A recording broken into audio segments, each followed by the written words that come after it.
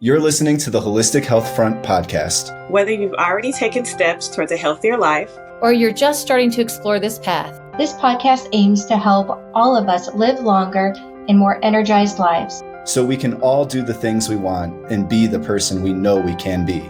We bring on functional health experts, parents, professionals, and everyday people who want to make positive changes in their lives. And we create powerful conversations about how to feel good in a fun, easy, and understandable way, so you can live the most fulfilling life possible. Enjoy today's discussion and let us hear your thoughts in our Powerful People Facebook group. The information presented in this podcast is not meant to diagnose, treat, cure, prevent, or mitigate any disease. If you have any questions about your health or the health of a loved one, please consult your healthcare practitioner. Now let's begin.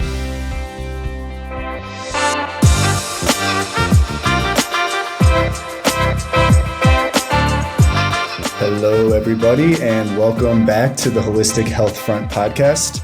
We're here again as a team to create powerful conversations to just help us all feel better, do better, and just be better people in life. And we want to bring these conversations to you on a platform that's convenient to you so that you have a group of people that you can engage with who's challenging you and bringing ideas into your life and believing in you and supporting you on your journey. So that's what we're here to do as the Holistic Health Front. In today's episode, we are talking about the holidays. And specifically, we're going to be talking about the mindset around the holidays, around health and holidays, right? A lot of times we see people who either are on one end of the spectrum where they're just letting themselves go, quote unquote, letting themselves go throughout the holiday, indulging, enjoying, just fully embracing it. And then you have people on the other side of the spectrum who are just like sticking to their diet, sticking to their health plans almost militantly through their commitment, right? And we kind of want to talk about what is the correct balance of sticking to your goals and your habits and everything versus allowing yourself to really enjoy what's going on during this time of the year. So ultimately, for me, I just want to give a high level of kind of the things I think about going into the holidays, and then open it up and kind of hear what everybody else here has in mind as well. For me, when it comes to the holidays, first off, it starts with the mindset and just kind of understanding, like, what are we thinking about our health habits during this time, and what are we thinking about the holidays? So mindset, and then I'm thinking about sugar, thinking about exercise, and I'm thinking about presence, being present. Those are kind of the high level points that I want to talk about in a little more detail today. But I'm curious for everybody else here on the call, what are you thinking about when it comes to the holidays? Are you consciously paying attention to your health habits, or are you just enjoying and just letting it be and doing what feels good at the time? I think one of the things for the holidays is there's always the parties. And so when we go to these parties, are we invited to bring food or not? When we're invited to bring food, then it's great. It's a lot easier to stay on track because you can bring what you're used to eating and maybe bring a little extra to fill up your plate so you don't have as much of the other things on your plate.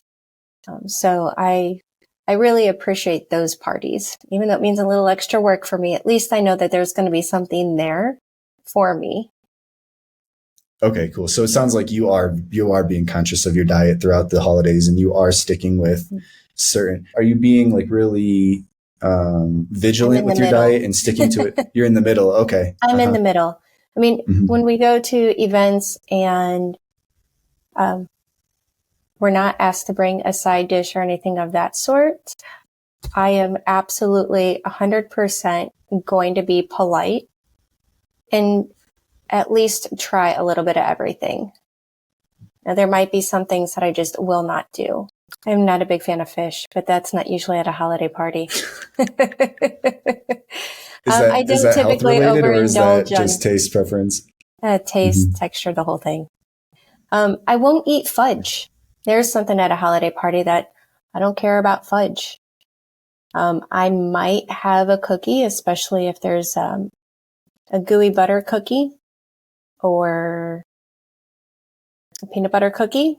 But I mean, it's not the end of the world for me personally, okay, I mean, with my health concerns, it's not a big deal to have a cookie, but I don't go looking for the cookies. I don't make the cookies. I don't bring the cookies.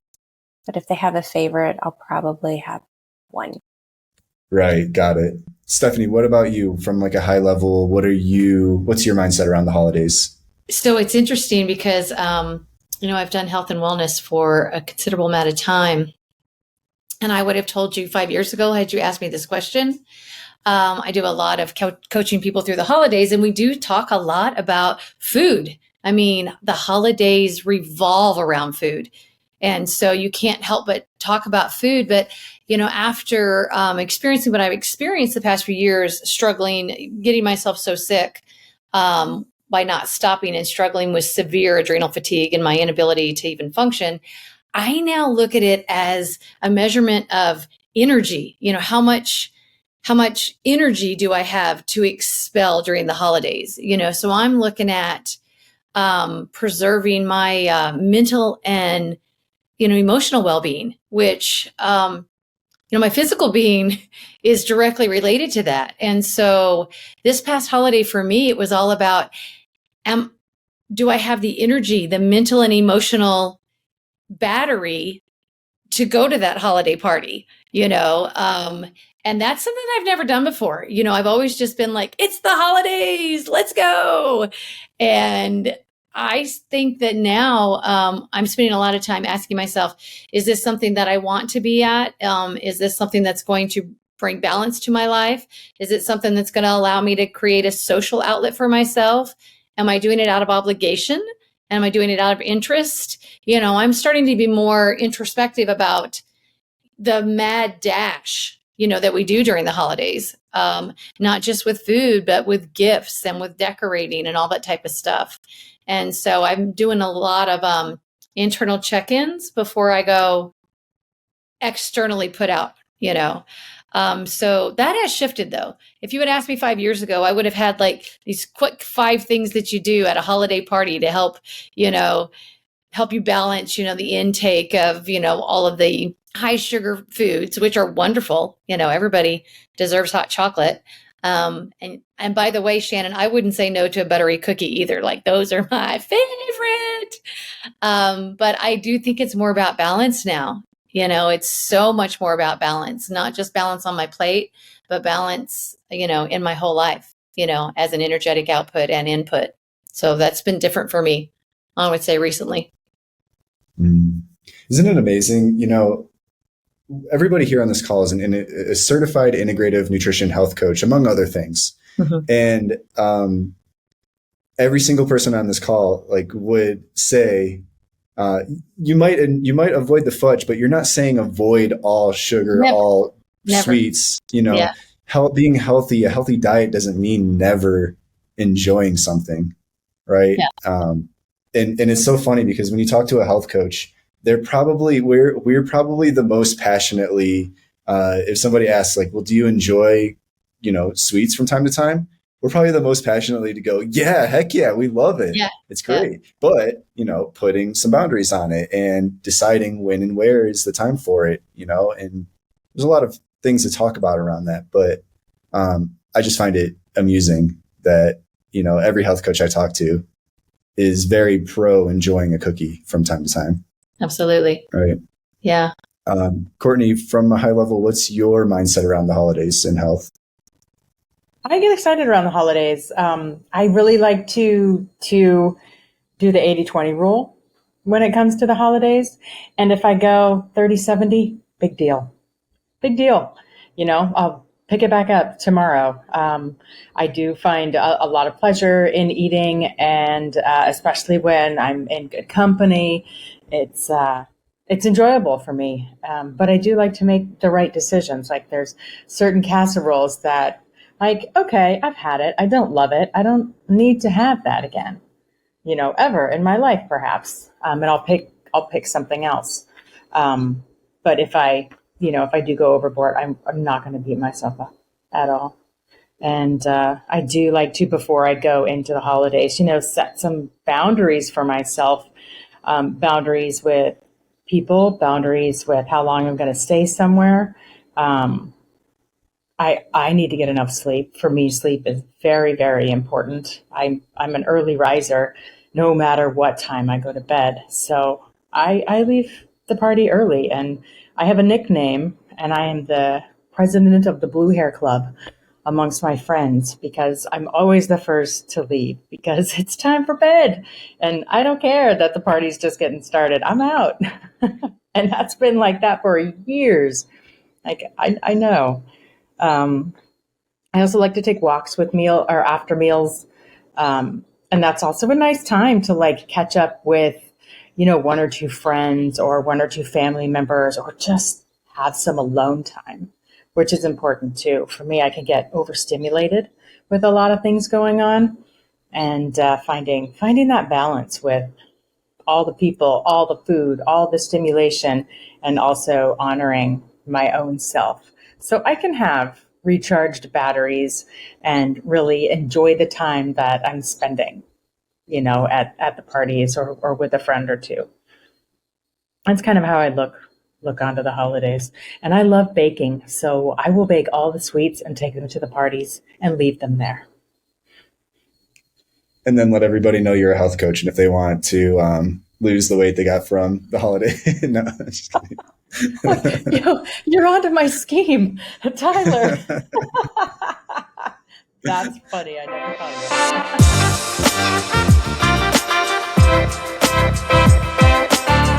This episode is brought to you by oxygen and carbon dioxide. Breathe deep, breathe slow. Are you tired of nagging headaches, body pains, and feeling like you've been steamrolled by 2 p.m.? Ugh. Want to feel more alive with a clearer mind, voice, and skin? Yep. And not to mention getting rid of that pesky BO when the deodorant starts to wear off? Ew. Introducing to you today, water. Did you know that 75% of American adults are chronically dehydrated? And did you know that majority of people who are dehydrated think that they actually are hydrated? That means most people are not drinking enough water. But if they did, and they realized how much of a massive difference it makes in how they feel to be hydrated, they would realize that water can change their life. So drink more water. Aim for 96 fluid ounces per day minimum for adults. Side effects include peeing more often the first couple of weeks, but don't worry, it will slow down soon. I know I should really drink less caffeine. I just wish there was some way of getting energy in the morning without a coffee. Ah, the sun. Wait a minute.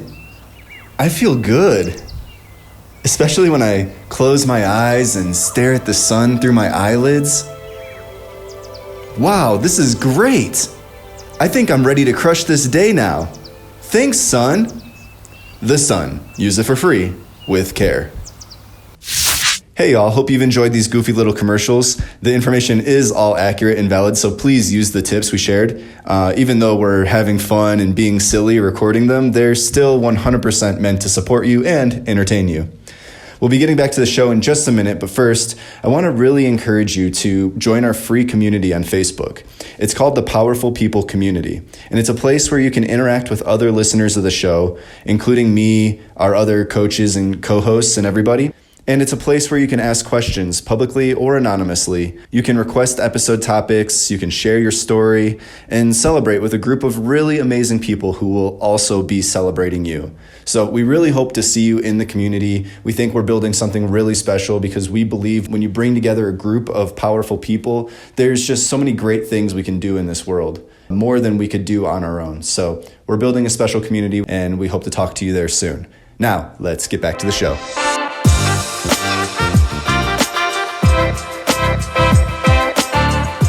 Cool. Yeah. So thinking about the mindset around the holidays, I think one of the key themes that we found here is that, yes, enjoy, but also have boundaries and also have some intentionality about the way that you go about things. Right. So there's this thing that I heard once that really resonated with me that I'm going to butcher the quote, but it's something along the lines of what you eat doesn't hurt you as bad as what you think and feel about what you ate, right?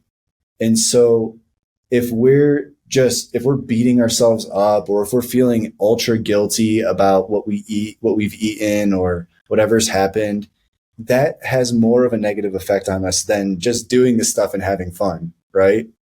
And so that's kind of my mindset going into the holidays, is that if I see one, I've been doing these healthy things long enough now to where I just naturally I'm naturally drawn towards healthier options.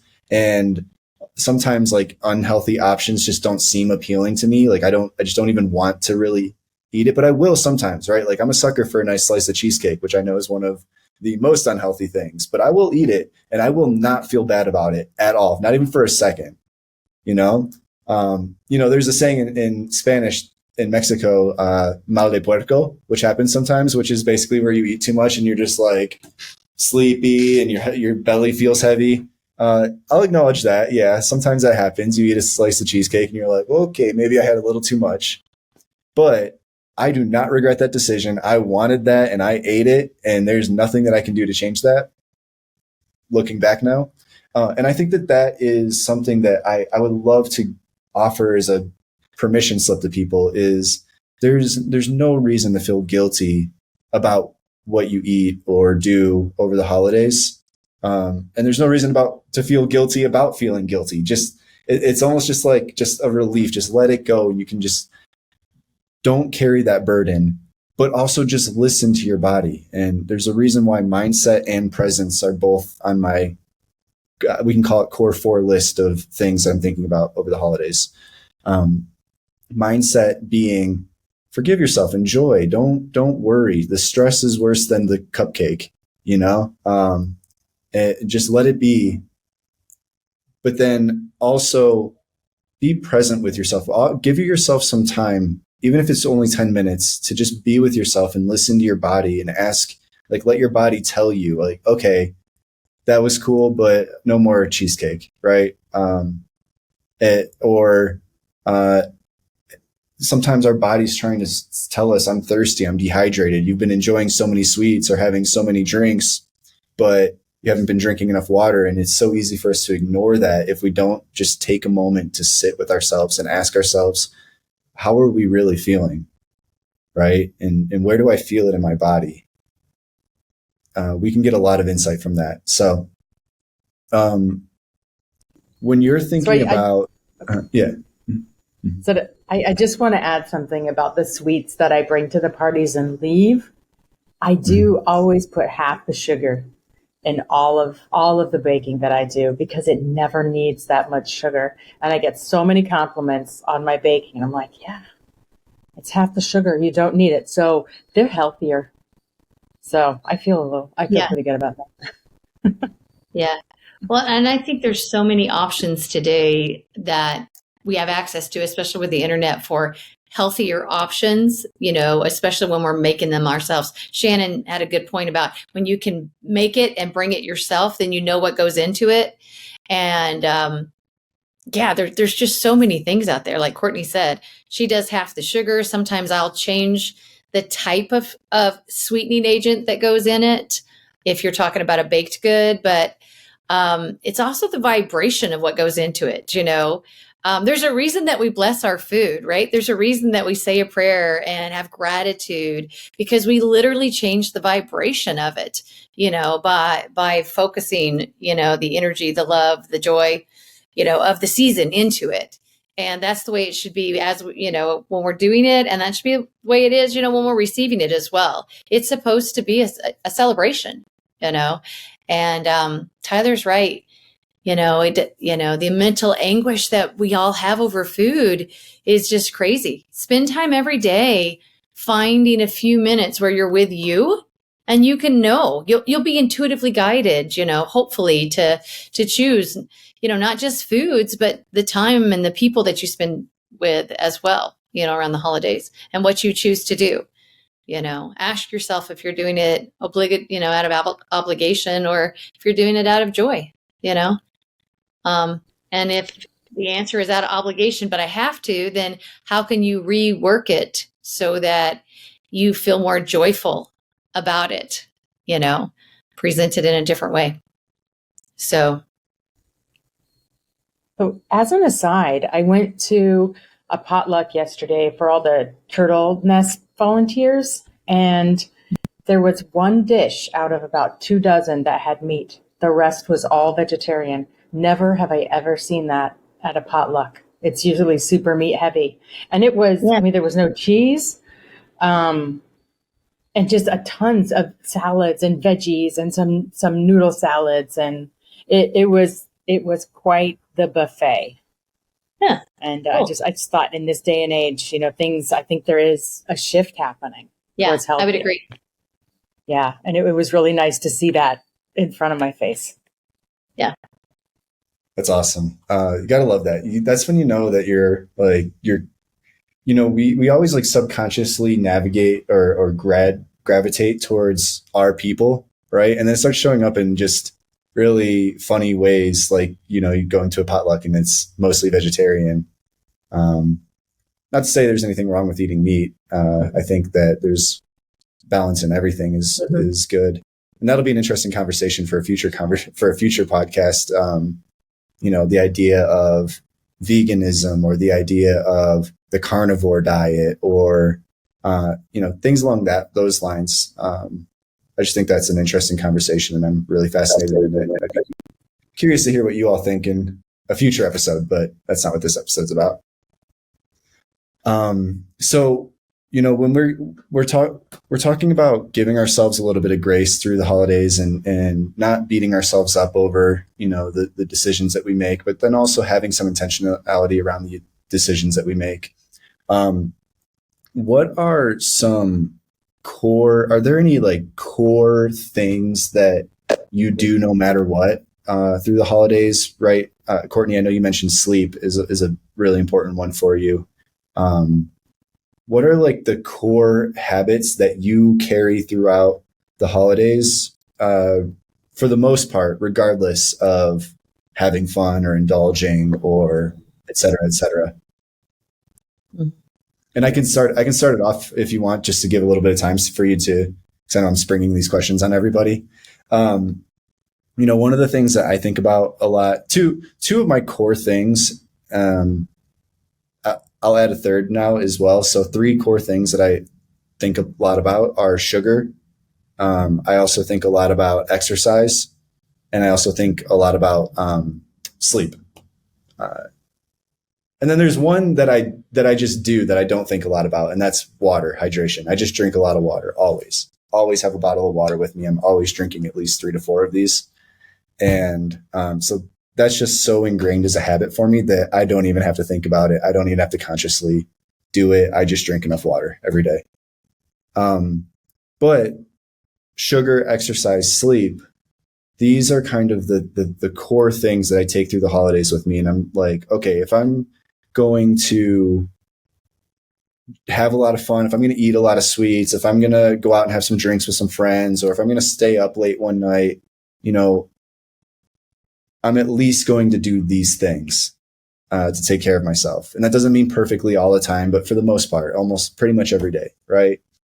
And when I think about sugar, I hear this a lot from my different clients, and it comes up a lot where they have a goal of being sugar-free, or they have a goal of, as little sugar as possible. And I agree to an extent, because sugar is, when we have excess sugar, it causes a lot of problems on our body. It can cause glucose spikes. And it is something that feeds cancer cells as well. It's something that's very easy for toxins in our body for free radicals to consume and break down and get energy from. So, consuming too much sugar is bad for our bodies in general, right? But it doesn't necessarily mean that our goal is to have zero sugar or to be sugar free, because that sugar is still energy to us as well. And there's glucose in everything, so it's just not a very realistic goal. And I don't think it's a very sustainable goal for a lot of people, and that doesn't mean everybody either, right? Of course, everybody is bio-individual, but my mindset around sugar is more so around controlling glucose spikes.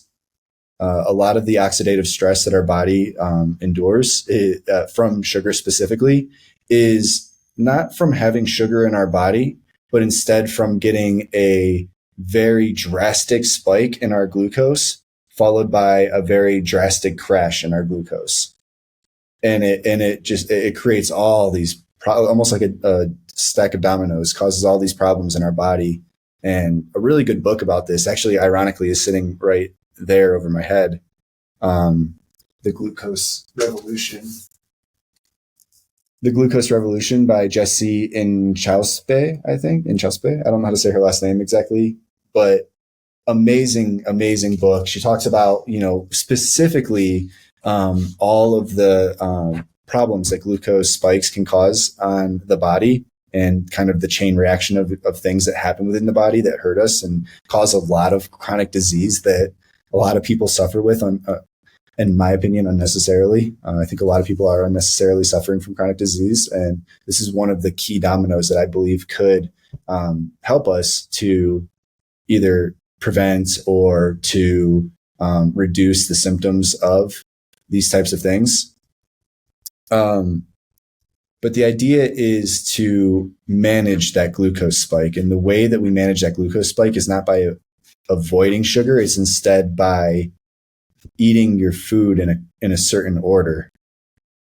So if we eat something that's high in glucose or fructose, sucrose, starches, if we eat something like that on an empty stomach, we're going to get a bigger glucose spike, a higher glucose spike. If we instead eat a fibrous meal, such as like veggies or beans or things like that, if we instead eat fibrous foods first, it's like, imagine your stomach is a sink, right? And we're putting these things in at the bottom of it to kind of control how fast other things can go down the drain. And now what we're doing is we're kind of controlling how fast our body can absorb the glucose into our bloodstream. And the idea is that we want to eat our food in this order, like 1, starting with fibers, 2, proteins, 3, healthy fats, and then carbs, and then sugars like glucose, fructose, etc. So that's what I think about a lot is if I'm going to have a slice of cheesecake, I'm going to make sure that I eat a full, well-rounded meal first and then have the cheesecake. And if I haven't had a meal within 2 hours, then I'm going to hold off on the cheesecake.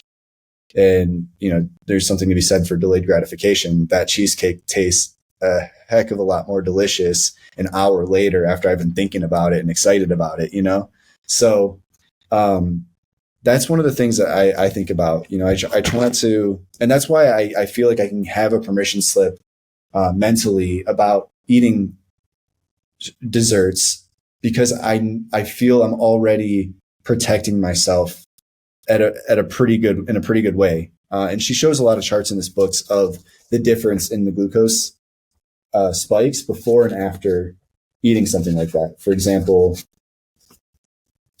right. So this, I don't know if you're watching the video, you can see this, where I know it's a podcast. I don't know everybody's looking at the video, but you can see that I need to find a different example. That's a different thing. Hold on 1 second. Here we go. Tyler, what's the author's name of that book? Jessie, Jessie, Inchauspé, Inchauspe. Thank you. Yeah, for sure. I'd love to find a chart that's like a good example here. What she does is she shows you like what your glucose spike looks like on a chart if you just eat if you just drink a high sugar juice on an empty stomach versus if you have an omelet and then drink a high sugar juice. And it's a significant difference in that glucose spike. And so that's essentially my permission slip to enjoy things, but just eat in the correct order. I can still have everything I want. It's just eat the right things first. Has anyone else here heard of that or done anything like that? Yes, yeah. I follow her on Instagram. She's fantastic. Yeah. She's the glucose goddess. I love her. Yeah. Yeah. I've been a weight loss coach for years, and we always talk about fiber and protein and healthy fats. Like that's how you start everything. I mean, fiber and protein with every meal makes maintaining health no big deal. Like, we actually have a saying about it. So, it's what we do. Yeah, because fiber is exactly like that. It acts as it slows down that sugar spike when it keeps everything equal. And the thing that's really important to understand for those that don't have a background in this, spiking your sugar affects so many things. I mean, Tyler said there's a domino effect, but what is that domino effect? Because what happens is, your sugar spikes, and then you have all these other hormones. You have insulin that gets involved, cortisol that gets involved, adrenaline that gets involved, and all of those, start to chase this spike. And then what happens is you elevate all of those, and then you have the drop, because you didn't have the protein, the healthy fats, and the fiber. And so when you have that drop, now the body's like, oh, shoot, I've gone way below where I'm supposed to be. So we rescue the body by pumping more cortisol and adrenaline in there to pull us back up from that spike. And that yo-yo of, the insulin spike and then the cortisol and the adrenaline, doesn't just affect those three hormones, because a cortisol, adrenaline affect the way that we produce progesterone and estrogen and thyroid. I mean, it is a symphony, of hormones that all get involved. And so it's not just talking about that blood sugar spike. It's all the things that are following behind it, that domino effect that Tyler mentioned earlier. And so knowing that, sometimes the information helps people understand, well, what's the big deal? Well, it affects more than just your waistline. It literally affects the way your body, can function. In the body, what happens when you do the sugar spike and the drop, you're chronically asking your body to rescue you from the dive. And so your body goes into rescue mode, and people don't realize that you're chronically asking your body to rescue you, from that sugar dive and spike, because, then the insulin gets poured into, and you have lots and lots of insulin that goes in your bloodstream as well. So yeah, it's trying to avoid the roller coaster, and that's what fiber, proteins, healthy fats are great about doing. I'm with Tyler. I eat at every party I go to. I'm like Shannon. Shannon said, I try to be, I get involved. I'm like, what's that? What's that? What's that? What's that? And I fill my plate up. You will not see me with an empty plate at a party. But I've always got, I always go to the veggie tray, and, and then I hit the other stuff that I know is higher in fiber, the healthy fats. Guacamole is my favorite. It's a healthy fat. Love guacamole, and things like that, and then of course, you have the butter cookies, and you have the, cocktail and things like that, because it's fun and it tastes good, and it's part of a social, it's the way we share with each other, it is such a social thing, and we should honor that, we shouldn't avoid it at all. So those are really good tips. And I think having meals with people is such a way to bond and create community. And it's important to, to enjoy a little bit of that, enjoy the company, and just, be there fully with the experience. Agreed. I also try to set myself up for the party as well. So I'll make sure that I have something that's, higher in protein and higher in fiber before going to the party. Of course, hitting up the veggie trays, things of that sort, making sure I am very well hydrated beforehand, because there's always a cocktail at the parties, right? And a glass of wine for me is not a big deal, not a problem, but I'm not going to go at the end of the day on an empty stomach and be dehydrated and start drinking. So, a little bit of planning. Usually the holiday parties are planned, because there's at least 20 of them between Thanksgiving and Christmas and New Year's and everything else. So, set myself up too, so that I feel good at the party and the next day. Because I don't like sugar coma either. I love that, Shannon. And, setting yourself up for the party and the next day. That is so true, because I've had like a food hangover before, and it sucks. Like, why did I do that to my body? But then I catch myself and it's like, okay, You did it. Drink a bunch of water today and take care of yourself. Yeah. But yeah, Exactly. I like the way that you said that. Thank you. Yeah. Well, and I think movement is super important. Like Tyler uses the word exercise. It's so funny in some of my circles, exercise is a taboo word, because it comes with an overlay, of all the things we think about it, right? But just movement, undulating our bodies, allowing energy to flow, from different places of our body. And movement is super, super beneficial for that.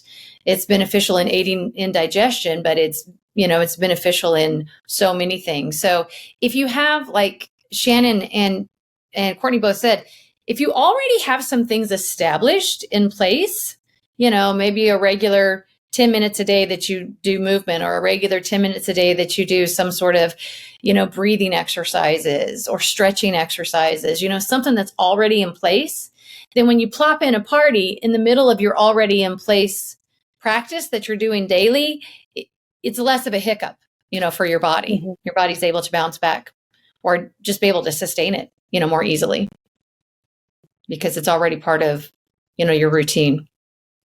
Right. Mm-hmm.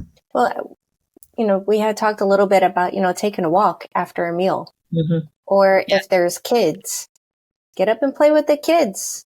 Mm-hmm. At Christmas, there's 4 now. Little kids, and so there's always somebody to chase. Yeah. I'll probably be the one that's leading the walk, to be honest with you. But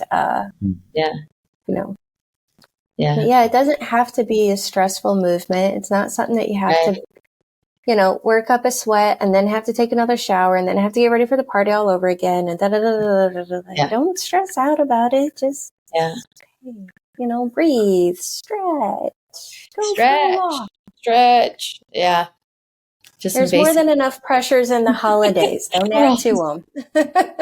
Yeah, absolutely. It's so funny because when you say exercise, a lot of people are like, I can't fit exercise in, but just some basic breathing, some basic stretching, super important, making sure that the spine, is in different positions and, you're going this way or going that way, can make a huge difference. And everybody is going to be a bio individual when it comes to movement. There's some people that tell me I just have to run. Other people tell me, I do better, with something slower, like yoga or breathing, and honor where you are. That's for sure. But just try to move, in some way. 100%. And going for walks with family is a great way to bond. And the kind of conversations that come up on walks, it's different than just sitting around the table talking, because it gets your brain working in a different way. And you tend to ask different kinds of questions or dig a little deeper on things because you're together on this kind of adventure, and you're having movement, which creates movement, and movement begets movement, right? Like, so moving the body moves thought, like the brain, right? It really does increase creativity. I used to have this saying, if I was facing a challenge with work or anything really, to put it on the back burner and take it for a walk. That's insane.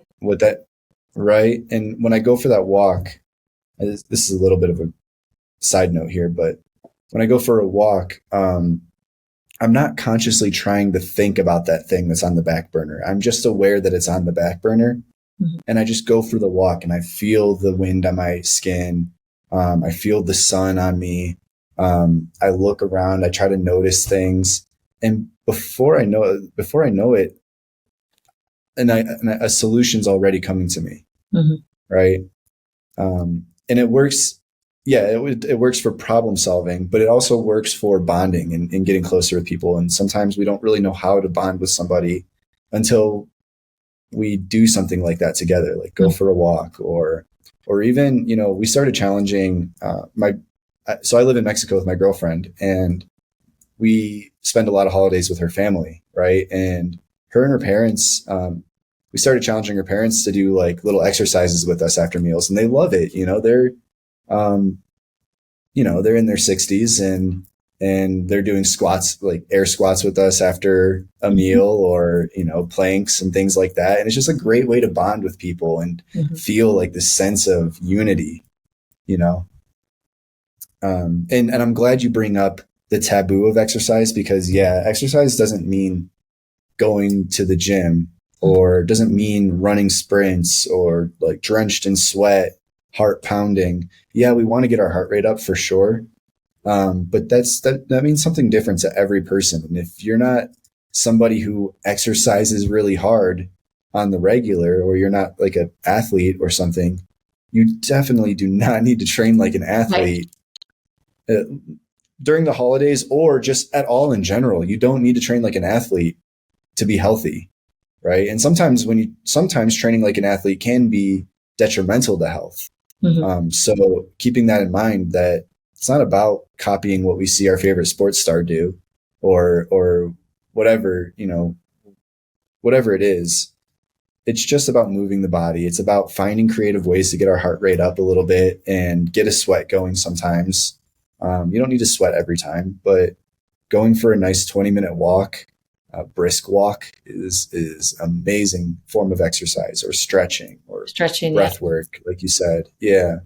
Doing some squats, doing some push-ups, or some planks, things like that.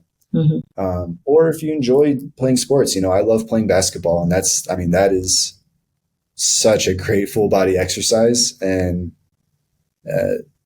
my girlfriend loves to dance. She dances flamenco, and she comes back from flamenco, and she was sweating. It was a hard workout at times, but it's fun and engaging. And that's what people need to do.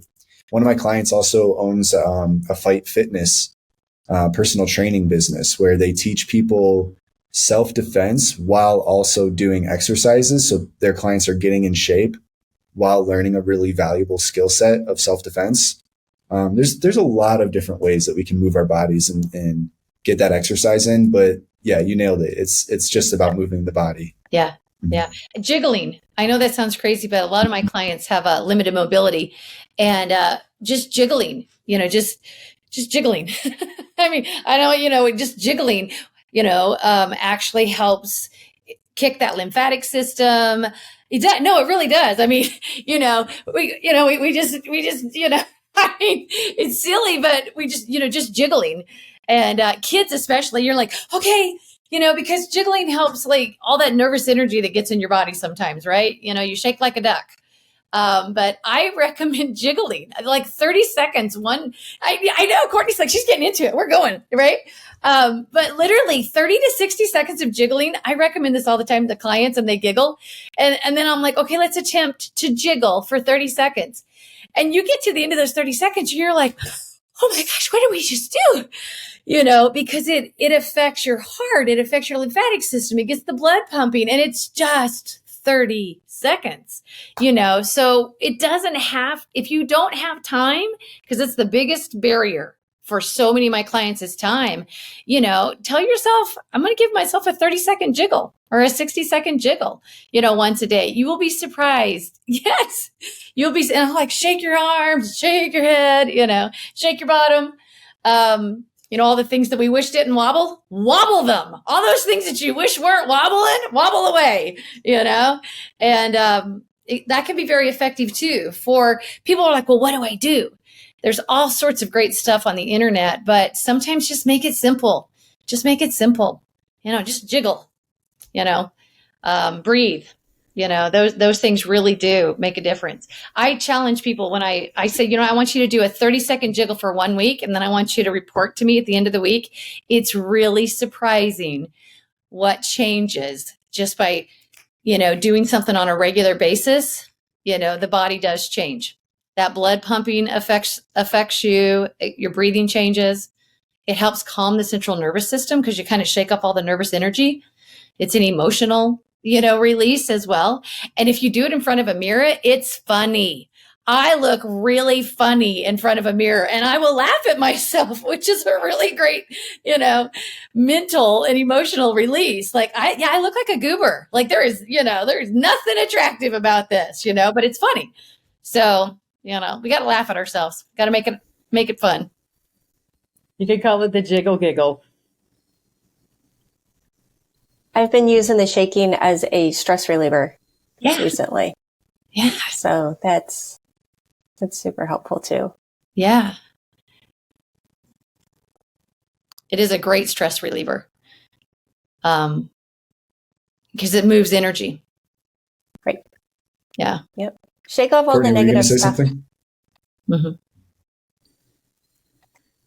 Did it not come through? I said, we can call it the jiggle giggle. I love that. The jiggle Totally, the jiggling made me giggle. Oh yeah. Yeah. Oh yeah. I mean, it gets funny. It gets funny. You shake out your arms, you shake out your bottom. And like Shannon said, Like it is doing a actually a hokey great stress pokey. relief. Yeah, Yeah. exactly. Yeah, Yeah. exactly. But yeah, well, and even, when you're getting ready to let that nervous energy, because we work all day long, and then we have a Christmas party to go to, and we don't stop and, reset ourselves. And, sometimes a jiggle is easier than getting somebody to do deep breathing. I don't know what it is, but there's just, I tell people 30 seconds, we all walk around with these in our hands, right? Set a 30-second timer, and just jiggle. And when 30 seconds isn't long enough, go 45 seconds, And I read think somewhere. with the jiggle, you're going to breathe deeply. You do. Instead of focusing somebody on breathing deeply, have them jiggle, and they're going to be obliged to do that. Oh, you can't have, it's more like sucking wind, right? You're like, Yeah. oh my God.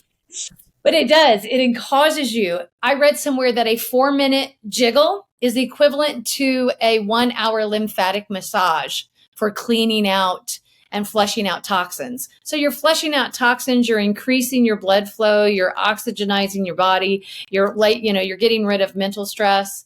And it's, doesn't require a class. You just have to jiggle. So That's great. Have you guys ever been on those jiggling machines where you step on it? I have done that before, and that is a trip at the end of that. Yeah. And that's what jiggling does too. Yeah. Sorry, I've got light straight in my face, but yeah, that's what jiggling does too, is you feel like, it is a de-stressor as well, especially if you can laugh at yourself. Mm-hmm. Cool. So, and I hope we can all laugh at ourselves. Yes. Yeah, that's important. That's important. When it comes to the holidays, or really just any time of year, I mean, this isn't just the holidays. It's just, we're talking about the holidays because people tend to indulge a little bit more or have a lot more temptation during this time of the year. But the idea is, let's not add more damage than what's already being done by beating ourselves up over it, or stressing, or feeling bad or guilty, or any of these things. Mm-hmm. Forgive ourselves, have grace, enjoy things. It's not the end of the world. That food isn't the worst thing that can happen to you. It's okay. It's definitely okay. But keep in mind also that there are some things that you can do, right? We talked about sugar, balancing the your glucose levels, by eating in a certain order, putting your fibers, your proteins, your fats first, and then having your carbs and your sugars, your sweets. And that doesn't mean you have to eat like fiber first and then protein next and then fats. No, you can put your fiber on top. You can put your protein on top of your fiber with some, with some healthy fats and a little bit of carbs. And they call it dressing up your carbs, by putting protein, fat, fiber on it. And then another little trick there as well is, if you are just absolutely stranded on an island with a piece of cheesecake or pumpkin pie sitting in front of you, and you haven't eaten within the past 2 hours, and you don't have any fiber anywhere around to eat first, one little trick is, every deserted island has some apple cider vinegar on it. So one little trick that you can do is put put a tablespoon of apple cider vinegar in a glass of water and drink that either right before your meal or right after your meal. And vinegar will help to control your glucose levels as well. That's a Band-Aid fix. That's not do it every time. I always try to be cognizant of the order in which I'm eating my food, but it is something that you can do to have at your disposal. I know of people who carry flasks with vinegar water in it so that they can, have a couple sips if they're ever out and about and don't want to have the glucose spike. It's a little extreme, but to each his own. Bio-individuality. Some people want a flask. Yeah. Balancing the glucose levels, and then exercise, i.e. moving the body and doing it in a fun way, not judging ourselves over it, not trying to be a professional athlete about it, and it doesn't have to be a long, big time investment. Like Stephanie said, a 30-second workout is great, and a workout can be a jiggle, right? So, but just move every day. And a giggle that's important, right? And then being present and just listening to our bodies and letting our bodies tell us how it feels and what it wants and what it needs and what it doesn't want anymore. And through that as well, feel gratitude, because that's what this time of the year is about. It's about taking a step back from the busyness of everyday life of, just being, a lot of times, I personally go months sometimes without talking to certain people in my family, just because work and like school or podcasts or things like that. The holidays, this like natural reminder every year that pops up and says, hey, your family's there too. And this is the time to just really feel thankful for these people and feel thankful for ourselves, even though nobody's perfect and, nothing's perfect, but there's so much beauty in life around us. And we tend to not notice it when we're stuck in, just the hustle and bustle of every day. This is the time of the year to sit with that feeling of gratitude and really feel it and be cognizant of it and say, I'm thankful for this and I appreciate this. And whoever you give credit to, I give credit to God for everything in my life. And whatever you give credit to that, because there's something a lot bigger at play than just us individuals. Even though us individuals are extremely important because us individuals make up the collective, but there's something really big at play here in life, and it's really beautiful. Life is a work of art. And the people in our lives are just so perfectly selected to be in our lives to either bless us or challenge us or whatever it is. They're there for a reason. Teach us, exactly. Right. So that's really what this time's about. It's not about beating ourselves up or being perfect or saying I'm screwed, I'm throwing it all away, I'm letting myself go. It's not about any of that. It's not about us. It's not about us as individuals. It's about us as a group, as a collective, and just showing up with a really loving, open presence and energy for the people around us. Right. Yeah. And I think one of the best ways to do that is to have a daily practice that you give to yourself, whether that's breathing, because it becomes habit. I mean, we know this, right? Everything that we do becomes habit. And having something that we do every day where we can switch from the hustle and bustle to some sort of contemplative practice. For some people, that's meditation. For some people, that's walking. For some people, that's playing the guitar. But adding gratitude is huge. And one of my favorite things to do, maybe you could start this, the first day of December if we're going into the holidays that are crazy. But, find 3 things a day that you're grateful for. And don't repeat those 3 things over the 30 days. So by the end of the 30 days, you've got 90 different things. And it's a challenge. I've done it myself where, you start out and the very first day you're like, I'm thankful that my body works. I'm thankful for my husband. I'm thankful that my kids are healthy. Okay. And then day 2, it's like, okay, now I gotta, you know what I mean? Now I'm thankful for my home. I'm thankful for the food I eat and I'm thankful for my family. Okay. Now I'm on the 3rd day And now I'm running out of all those things that are really, really close and dear to me. And I'm starting to look outward to find things to be grateful for.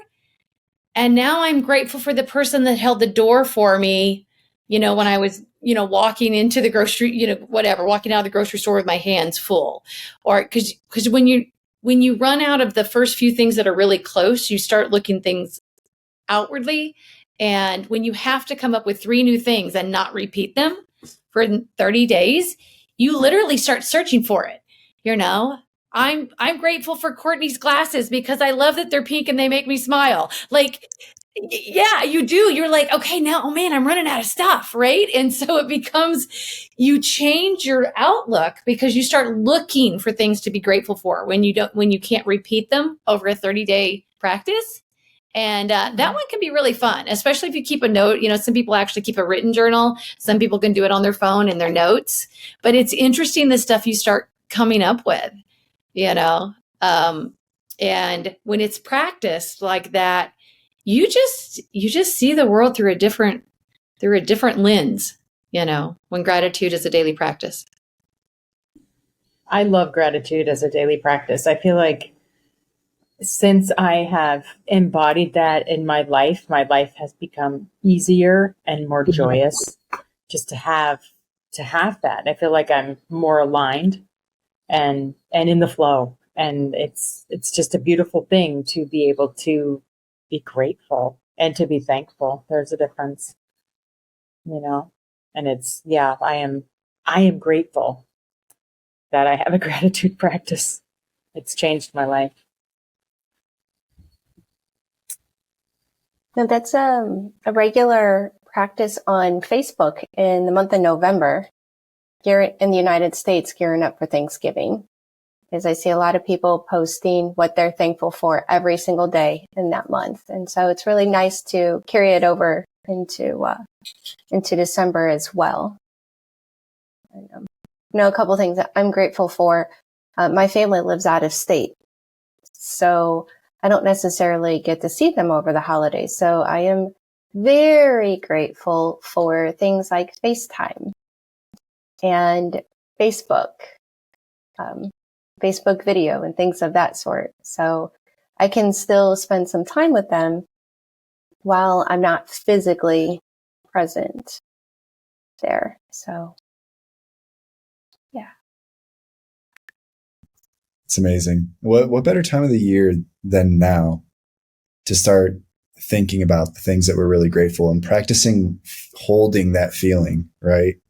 Feel that feeling inside of us and notice it where it creates sensations in our body, and hold that feeling, sit with that feeling and get used to that feeling, because we want to normalize that feeling as much as possible so that we feel it more often. And yeah, this is a great time of the year to take that time, and you can do it like 5 minutes, 1 minute, whatever it is, and just sit in stillness and silence and just let yourself feel these things and think about the things that you're grateful for, even if it's not a very powerful feeling in the beginning. And a lot of times it won't be. A lot of the times the things that we're so deeply grateful for, we're so used to it that it doesn't hit us until we really spend time with it. And it might take a while, but it's okay. Even just acknowledging that this is a good thing in my life. Maybe I don't feel lit up by it right now in this moment, but I know that if that wasn't in my life, it would be different. And this makes my life better, I feel. Right. So, no worries if you sit down to do a gratitude practice and you don't feel this like very jumping out of your skin, bubbly, feeling. That's okay. It's okay. It can be subtle too. Tyler, I love that you bring that up because when I have given this homework assignment to clients of mine, it is a begrudging sort of, okay, I have to do this sort of activity. And, it changes you though, as you're truly thinking about, well, I suppose I'm grateful for my husband, even though he, annoyed me doing this, and this, and you switch gears and things like that. But it can kind of, it can be kind of I don't want to do it, damn it. I don't want to, you know what I mean? Like I'm in the place right now where I just need to share, all the things that I'm pissed off about. And you're making me think about the things that I'm, grateful for. But what's interesting is what happens to you when you actually follow through with the assignment, where you start doing that gratitude every day. There's a shift, and it is a mental shift. It's emotional shift. It's an energetic shift. But it can be very transformative. But I would say oftentimes there's a lot of resistance to it at first. It's not all, oh, I'm so grateful. No, it's like, I am so pissed that I have to take the time today to write this list, or whatever. But it does change you. It really does. It really does. So if you're one of those people that find it difficult to do that, then honey, you're with all of us. We've all been in places with our life where that is not the easiest thing, especially when you're in the muck of life. And every one of us could probably raise our hands and say, we have been in the muck of life. And I'll say that's the most important time to, well, not the most important time. It's important to do it all the time, but when you're in those moments right there, like that's a great time to start practicing this. Yeah. Yeah. If you can practice feeling gratitude when the last thing you want to do is feel gratitude, that is that is an amazing exercise right there. Yeah, it is. It is. And, sometimes reach out to somebody if you can't see something around you, that you're grateful for. Because sometimes it can be very difficult, when the body's struggling, when emotions are struggling, when finances are struggling, when family's struggling. Sometimes just, ask somebody, what the hell do I have to be grateful for? My mom's in the other room dying, blah, blah, blah. You know what I mean? Like there's this is not the time to be happy, damn it. I've been there, and it's really great to have, somebody that, can say, can help you find those places, can help you find that. And, if you've got somebody like that, reach out to them and tell them, like an accountability partner, as strange as it sounds. When I was struggling so much taking care of my mom, doing end of life care with her, one of the things that I found that I was so grateful for was the fact that I wasn't alone. I had a family that was going through the same struggles, but, it wasn't just me. So I was super, super grateful, for that in the midst of all of the craziness, that was one thing that people kept asking me about. And I was like, man, I have siblings that show up and tag in, when I need to take a break and stuff like that. So, it's hard sometimes, but they're there. Sometimes they're hidden. And having a gratitude practice doesn't mean that we have to ignore these feelings that we have on the other end, right? Like it's good to vent. It's good to be pissed and feel that too, right? We don't want to suppress any emotions. Right. Gratitude doesn't mean suppressing these emotions to feel this more. It's just making a little bit of room for this as well. Yeah.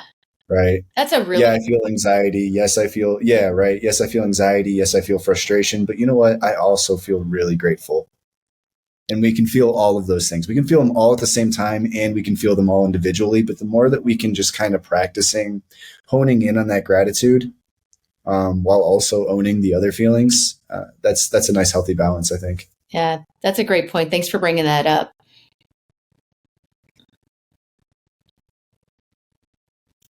Cool. Any last notes on holidays, mindset, tips or tricks, etc.? And then after that, we're going to wrap this up by, I'm going to ask everybody, what is your favorite holiday meal, your favorite holiday dessert, and if you have any like fun holiday plans that you're looking forward to, or anything along those lines. So first, any last thoughts here on this episode of just mindset around the holidays, or tips or tricks or anything? Yep, Shannon. Yeah, I want to point this out because I get to live it. Being open to things being different. Not everybody has the same family. Not everybody has a family. Not everybody has the same dynamics. And holidays can sometimes really be more of a thorn in the side than a joyous season. So I want to let you know that that's perfectly fine to create your own joy and whatever that looks like. I find it in my friends here. I make it a point to spend Christmas early afternoon with them. I end up driving over 100 miles in the day and spending more time on the road than anything. But being that my family isn't here, I have found another family that I get to spend some time with. And we don't exchange gifts. We just spend some time together. So I want to encourage anybody and everybody to be creative with the holiday season too. So, yeah. Love that. Thank you for bringing that up. Yeah. It doesn't have to look a certain way. What you have in your life is good. Like, that's good. And how can we make it better? Like, how can we make it better just by noticing how good it is and really honing in on that? Right.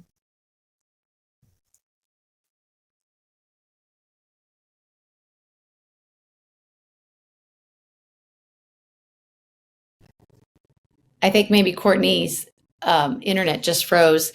What Shannon said was about managing, one of the things that she made me think of was managing expectations, about it, because everybody's is different.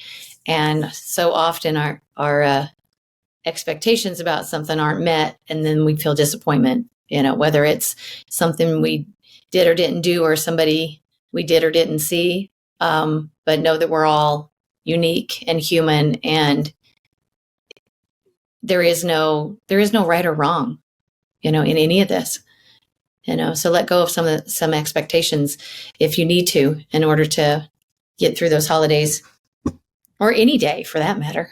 We're really hard on ourselves. Yeah, there is no perfect holiday. Yeah. Courtney, I'm sorry. I think your internet's back. Mm-hmm.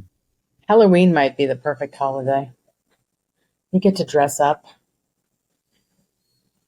and be spooky.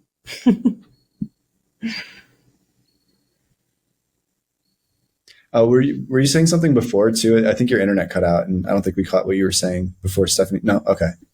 Okay, gotcha. Cool, awesome, cool. So let's wrap this up by sharing our favorite holiday meals. I'm curious, what's on your plate during the holidays? And you can define holidays however you want. For me, holidays has always been, since I was a young age, like Thanksgiving, Christmas, essentially, New Year's, Thanksgiving, Christmas, New Year's. I'll let everybody define what holiday means to them. But when you think about your version of a holiday, what's on your plate? What's your favorite meal? I'm kind of traditional. I like the Thanksgiving meal with a little bit of turkey. I'm mostly vegetarian, but I will make exceptions for turkey when I need the protein. And I think having a talk about different lifestyles of eating will be great in the future, Tyler. And the cranberry sauce and the mashed potatoes with a ton of garlic and butter. I am all over that. And I'm not too picky about dessert. I do love a good key lime pie, but you can't get key lime pie all the time, except on this island, which is great. But stateside, it's hard to find that. Was there Courtney, another question? For a minute? Yeah, for a minute, your internet cut out, and it came back with you saying that would be something good to try in the future, Tyler. And I'm curious what that was. So. Talking about the different lifestyles of eating, veganism, vegetarianism, because I am primarily vegetarian, but I do eat fish. Mm-hmm. And when my body says I need some extra protein, I'm going to have some turkey. Or if I don't have turkey as an option, I'll have some chicken. But I think talking about that, would be a great topic in the future. Definitely agreed. Okay, cool. Who's next? What's on your plate? That could be a hashtag. Hashtag what's on your plate? Hashtag apple pie. Preferably with a ice cream free or no? crust. I don't care about ice cream. You can have both by scoops, whatever. Organic apples. No sugar required, but if some makes it on there, it's all right. And crumble topping. I don't want the lattice thing. I want the crumble topping. And I like to have chopped nuts in mine. And I don't know if there is any other food. I'm kidding. I'm a big fan of turkey. I like the turkey because, you can get chicken breast all year round, but you don't necessarily get turkey. And I stay away from as much processed meat as I can. So, turkey on Thanksgiving and Christmas, please. And I'll have the leftovers in between as well. Yeah.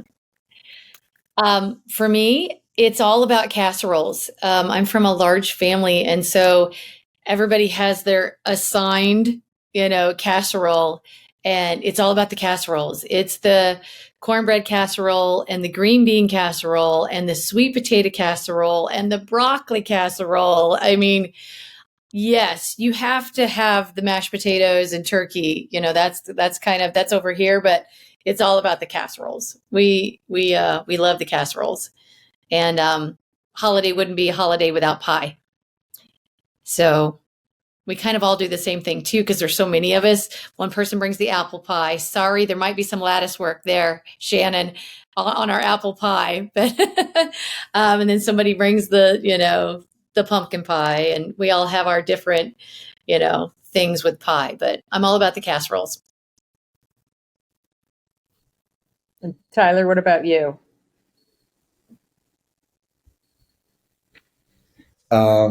So for me, I love cheesy potatoes. So big plate of cheesy potatoes, extra cheesy, with something like crispy on top that's baked in the oven for a little bit to make it a little crunchy. I love cheesy potatoes so much that, and I don't eat it a lot, so I'm not like somebody who's ingesting cheesy potatoes on the regular. But when I was a kid, for my birthdays, instead of cake, my mom would make me cheesy potatoes and put candles in that, and I would blow those out. So that's always like a holiday delicacy in the in my family. Also, I love collard greens as well. So, and it seems like the holidays is typically when we're having collard greens. Love it, so good. And then my aunt makes a really mean pumpkin roll. So pumpkin rolls, oh my God, it's so good. And she's admitted that it's such a pain in the butt to make, but she does it for me. Actually, one year I wasn't able to go back to Ohio to spend Christmas with my family. I was in San Diego, and my aunt actually overnight shipped a pumpkin roll to me. Oh, That's great. so sweet. I love it. Right. So great Christmas present. Yeah, that's pretty much it. Yeah, I'll eat the turkey. I'll eat everything else, but those are the ones that I really get excited about.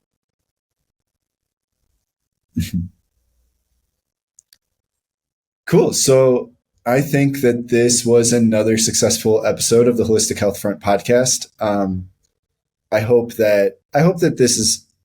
this just gives ideas to people, right? Every person's different. We mentioned bioindividuality a lot, but hopefully this just gives you some ideas for you personally, whoever you are listening to this, of some things that might work in your life, or at least hopefully it gives you a permission slip to enjoy yourself and not beat yourself up over it, because hey, life is good. There's no reason to feel bad about these things. Let's just enjoy and just be aware of the decisions we're making, and we can get better. We will get better over time. We are getting better. And the fact that you're listening to conversations like this just goes to show that you care. And if you care and you're aware, then we need another word that rhymes with air. If you care and you're aware, then, you can't scare, or I don't know, something. If you care and you're aware, you're going to be healthy and happy. And that's all right. It's perfect. Cool. Any last words before we? No, just thank you so much. Appreciate it. Thank you. Yes, This has thank been you great. very much. Thank you for Cool. listening, Yeah. everyone. We do appreciate you. Absolutely. Yes, we do. And we will talk to you on the next episode. All right. See you soon. Take care. Bye-bye. Bye. Bye-bye.